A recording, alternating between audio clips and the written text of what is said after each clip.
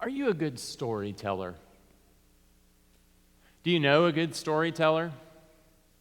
Someone who can leave everyone just rapt with attention. Maybe who can make folks laugh. Maybe even well up with tears a little bit from time to time. Someone who makes the hours pass by as you're hanging on the edge of your seat. Do you know a good storyteller like that? Maybe you're a good storyteller like that. I love stories. I grew up around some pretty good storytellers. I can remember family gatherings talking about things that had happened decades earlier and being so engrossed in these stories, these narratives. I grew up hearing good preachers tell magnificent stories and grew up on the stories of the Bible. My love of story is probably why I was a literature major in college. And it's one of the reasons why I've always enjoyed the stories in the Bible, the stories of our faith. Peter has a story to tell. Now, by story, I don't mean that it isn't true. It certainly is. Because it's the story of his life, the story of his experience. He's been walking with the Messiah, the one he confessed. Remember that Michael read it for us a little bit ago. Peter was the first to confess that Christ was the Messiah. He had a wonderful story to tell. And he says that he's a witness of the resurrection of Christ. See, a witness is someone who's legally obligated to tell the truth, to corroborate an account. Peter is speaking the truth. He is saying, what you have heard certainly is true. I have seen it for myself. And Peter is a good witness.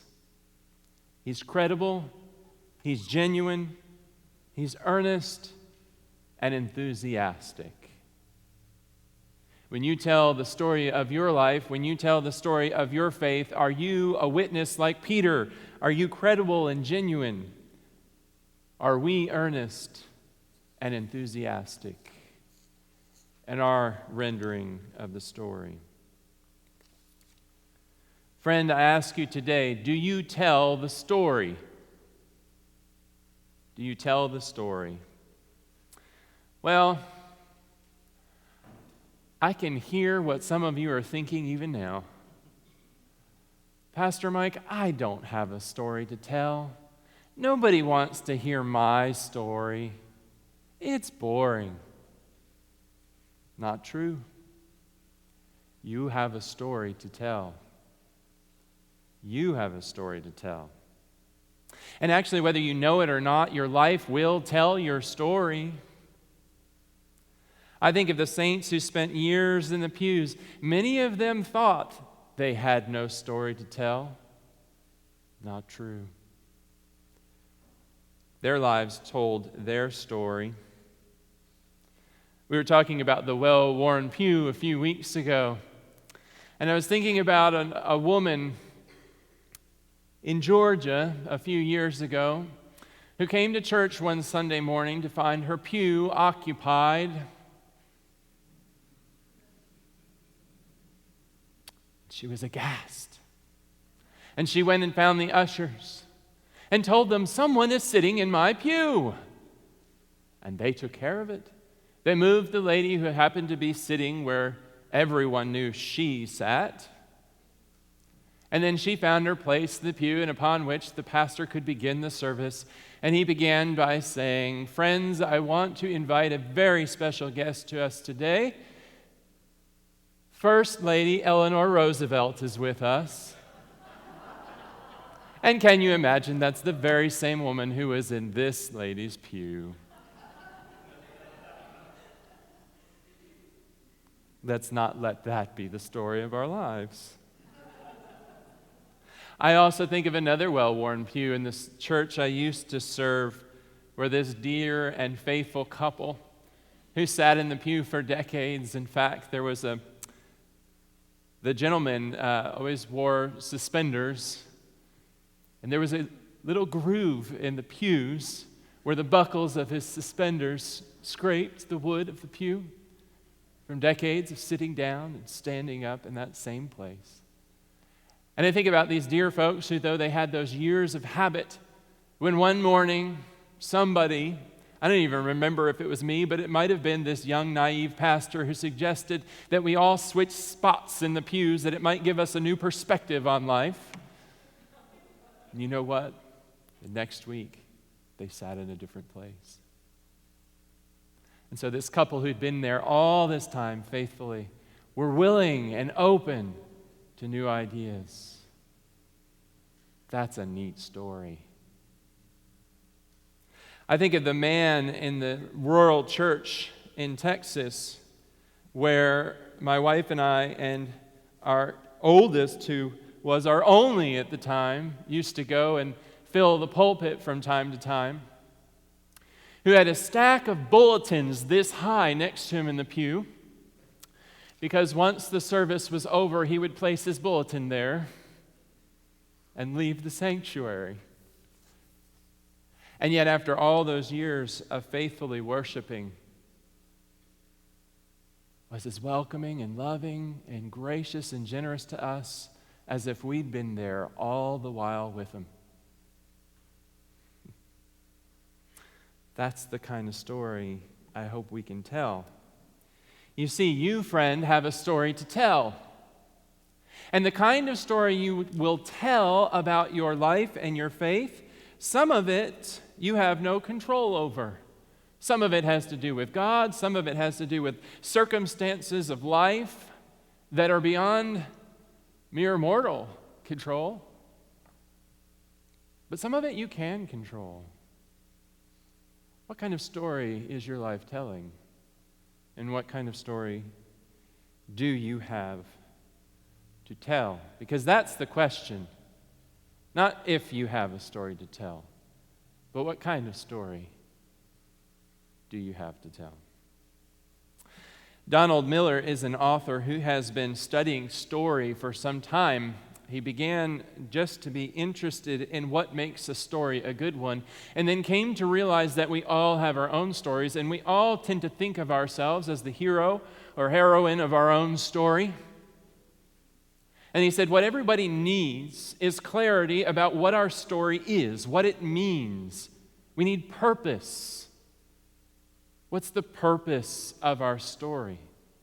We need understanding about that. We need clarity about that. And once we have that, then we need help. We need help fulfilling the things that God would have us do. We need help living out our purpose. And friends, I believe we, the church, are uniquely equipped to do this, both to provide clarity in people's lives about what their purpose is and to help them along their way in fulfilling it. Why? Because we know God's story. And we know it so well that we understand that God's story is our story, and our story is God's story. You see, your story is a version of God's story of redemption. Your story, Christian, is a version of God's story of redemption, how God the Father sent the Son for you. But your story is also a continuation of God's story. God's story doesn't end in the last page of the Bible. We see he left the keys to the kingdom of heaven with Peter. And those keys were passed down from generation to generation to generation until we today bear that banner. The story of God is continued through us today. You have a story to tell. We know that God sent the Son to save us, to give us purpose and meaning. Clarity of purpose is what so many people in our society are looking for. People who are over-entertained,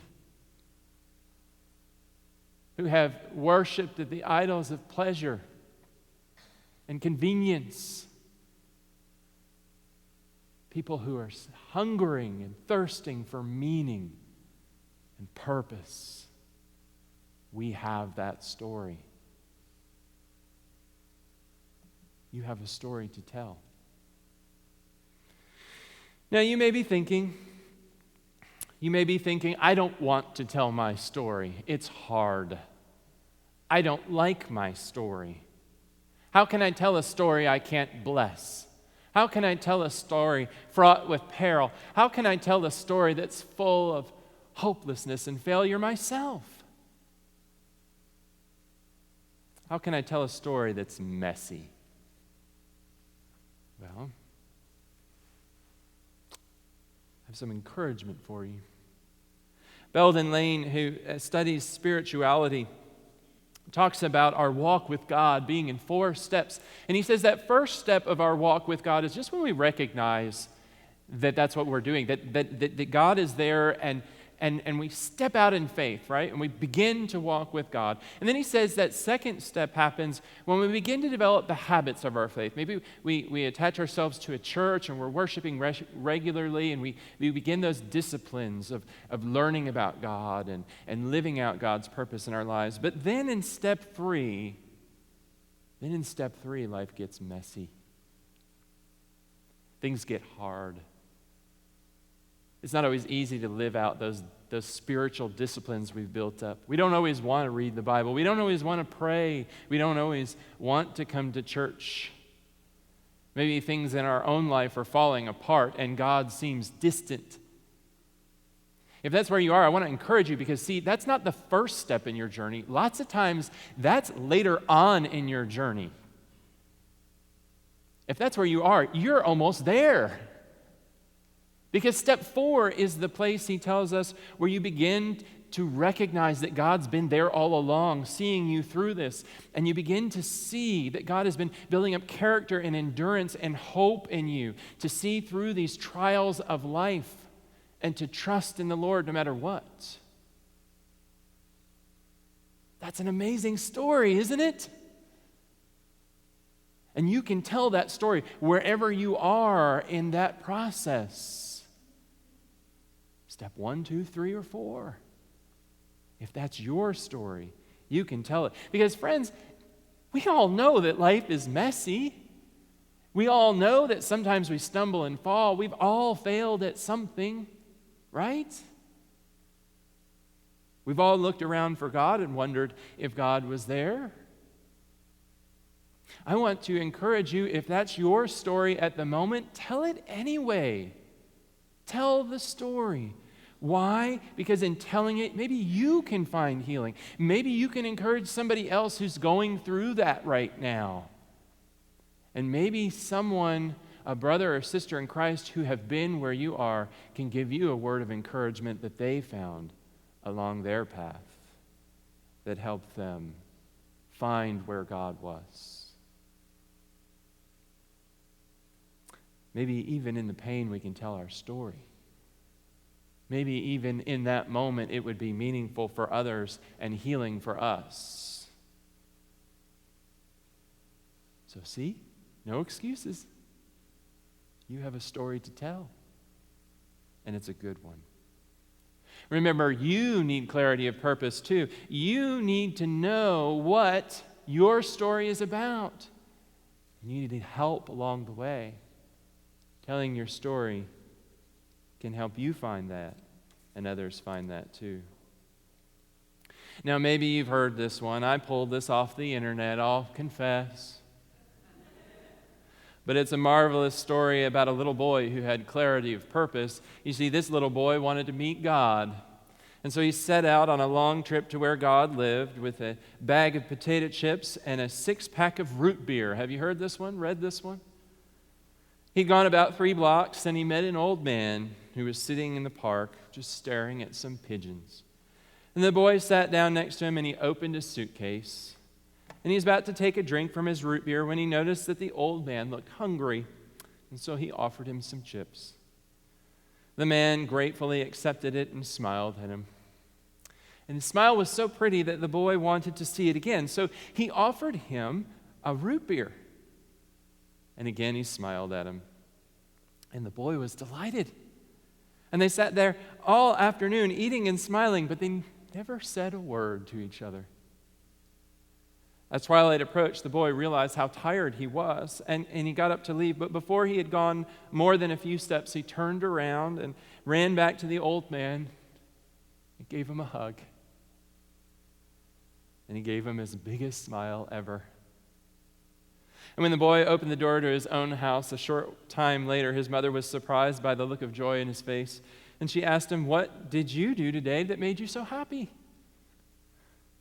And the boy replied, "I had lunch with God." And before his mother could respond, he added, "You know what? He has the most beautiful smile I've ever seen." Meanwhile, the old man, also radiant with joy, returned to his home, and his son was stunned by the look of peace on his face, and he asked, "Dad, what did you do today that made you so happy?" And he replied, "I ate potato chips in the park with God." And before his son could respond, he said, "You know, he's much younger than I expected."